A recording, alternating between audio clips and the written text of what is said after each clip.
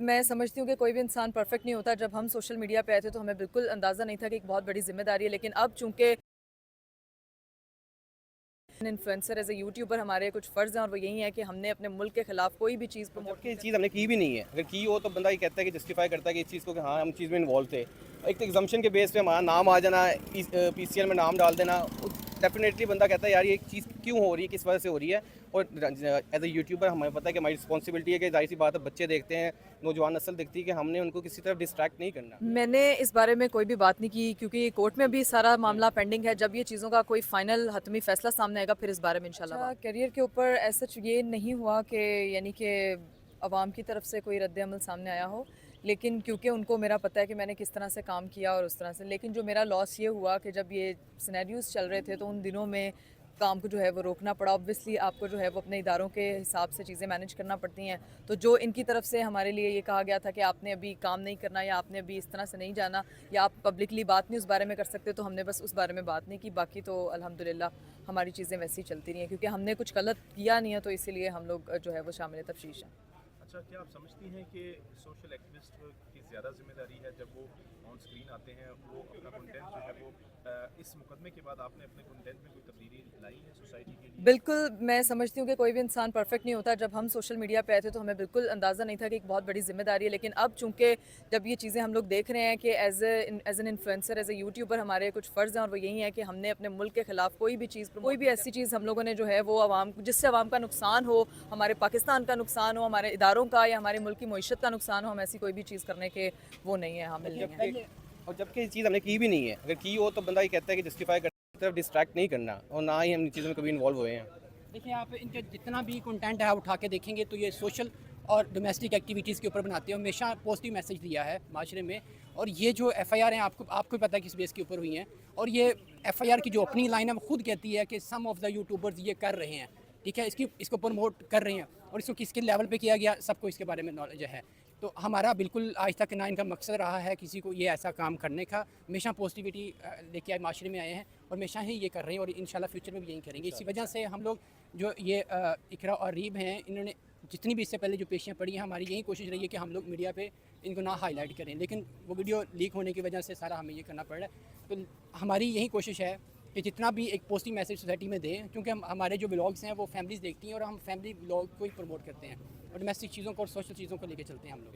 अच्छा, इकरा ये बताइएगा कि आपके ऊपर जो इल्ज़ामात आयद किए गए हैं, आपने उस हवाले से क्या पब्लिकली कोई बात की है उनके ऊपर?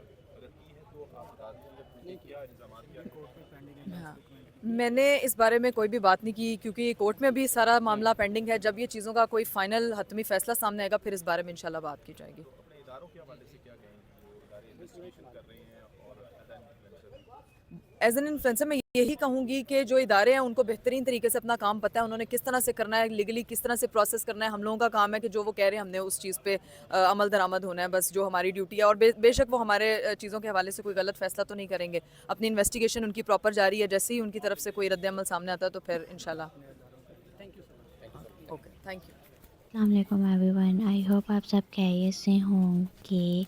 कमेंट बॉक्स में अपनी राय का इज़हार ज़रूर कीजिएगा, आपका क्या कहना है। लास्ट तक वीडियो ज़रूर देखिएगा, चैनल को subscribe, like, share and comment कीजिएगा। देखें, आज वैसे ही स्ट्राइक थी, इस वजह से 23/4 डेट इसमें पड़ गई है, लेकिन हमने इन्वेस्टिगेशन जो है ज्वाइन कर ली हुई है और लेकिन अभी तक इन्वेस्टिगेशन कंप्लीट नहीं हुई है। अच्छा, इसमें जो हमारे ऊपर एलिगेशन है वो एक ऐसा एलिगेशन है जो प्रिजम्पशंस के ऊपर है। जनरल एक एलिगेशन लगाया गया है कि प्रमोशंस की हैं। अब एफआईआर की जो ओपनिंग लाइन है उसको आप उठा के देखें तो सम यूट्यूबर्स प्रमोशंस कर रहे हैं और उस वजह से क्या हो रहा है, पब्लिक का या इंडिविजुअल का नुकसान हुआ है या नेशनल इकॉनमी को नुकसान हुआ है।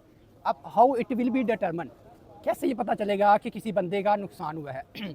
इस एफआईआर में कोई प्राइवेट कंप्लेनर नहीं है, कोई मुतासरा फ्री की नहीं है, पता चले भी नुकसान हुआ है। तो ये मफरूज़ों के ऊपर एक एफआईआर दी गई और जो उस वक्त जो इंक्वायरी की गई, जो एनसीसी के ऑफिशियल्स थे उन्होंने जो इसके ऊपर इंक्वायरी की वो मैला फैडी इंटेंशन के साथ और मिस यूज़ ऑफ पावर्स किया गया। उसके बाद जाके ये एफआईआर दी गई और हमारे ऊपर जो सेक्शंस लगाए गए हैं पिका एक्ट के, सेक्शन 13 इलेक्ट्रॉनिक फोर्जरी, सेक्शन 14 जो इलेक्ट्रॉनिक फ्रॉड, स्पैमिंग और स्पूफिंग का जो 25 और 26 सेक्शन लगाए गए हैं वो कुछ और कहते हैं और जो एफआईआर है वो कुछ और कह रही है। वो सिर्फ एक एलिगेशन है प्रमोशंस की हद तक।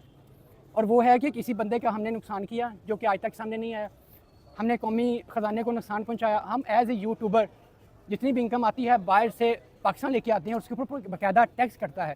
टैक्स करके हम तो पाकिस्तानी गवर्नमेंट का और नेशनल और कौमी ख़जाने का हम तो फ़ायदा पहुँचा रहे हैं, ना कि नुकसान पहुँचा रहे हैं। और जो सेक्शन हमारे ऊपर हैं, ना ही तो हमने किसी किस्म की कोई फॉर्जरी की है और ना ही किसी डिवाइस या डाटा या कोई जो सिस्टम है उसमें कोई रद्द-बदल करके या कोई फ्रॉड किया हो या किसी बंदे को इस वजह से कोई नुकसान पहुंचा हो।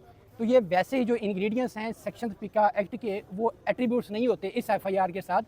तो इस वजह से हमारी इल्तमास है जो इन्वेस्टिगेशन एजेंसीज़ हैं, हम वैसे भी उनसे उम्मीद करते हैं कि वो एक शफाफ और मुनसफ़ाना इसके ऊपर तहकीकात करेंगे और इसके ऊपर मुकम्मल तौर पे एक खराज रिपोर्ट बननी चाहिए और हम ऐसे ही उम्मीद कर रहे हैं इसके ऊपर। तस्लीम भाई, आपने बताया कि इस इन्वेस्टिगेशन आपने शामिल तफ्तीश हो चुके हैं, तो आपकी जानिब से जो है वो शवाहिद वगैरह पेश कर दिए गए हैं NCCIA को?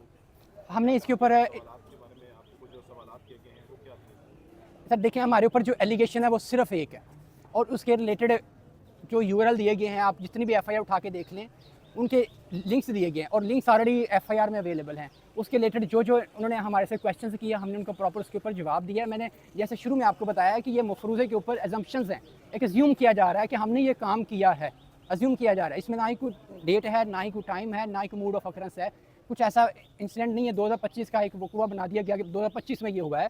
और जो इसके ऊपर इंक्वायरी की गई, एक्सप्लेनेशन जो इन्वेस्टिगेशन एजेंसी ने इसके ऊपर पहले जो ऑफिसर से जो की हैं, वो बिल्कुल मैलाफेडी इंटेंशंस के ऊपर की गई और उन्होंने मिस यूज़ ऑफ पावर्स किया। और इसके ऊपर उस वक्त की जो FIR दी गई है वो इंसाफ के असूल के लिए तो नहीं थी, वो सब ने देखा वो क्यों दी गई है।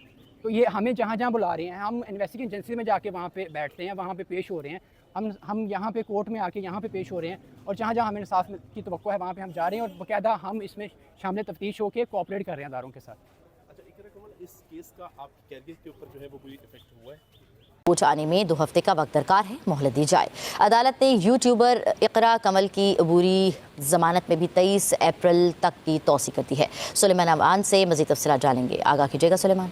आज बिल्कुल जुए ऐप की प्रमोशन के मुकदमे में यूट्यूबर सादुर रहमान और डकी भाई की अहलिया अरूप जितोई की बुरी जमानत पर समाअत हुई है। तफ्तीशी अफसर ने आज अदालत में बताया है कि फॉरेंसिक रिपोर्ट आने में 2 हफ्ते का वक्त दरकार है, लिहाजा मोहलत दी जाए, जिस पर अदालत ने NCCI के फॉरेंसिक रिपोर्ट पेश करने की मोहलत देते हुए अदालत ने केस की समाअत जो है वो 23 अप्रैल तक मुलतवी कर दी है। एडिशनल सेशन जज जुल्फकार अहमद नईम ने केस पर समाअत की है। मुलजमा अरूप जितोई ने अदालत में पेश होकर अपनी हाजिरी मुकम्मल करवाई।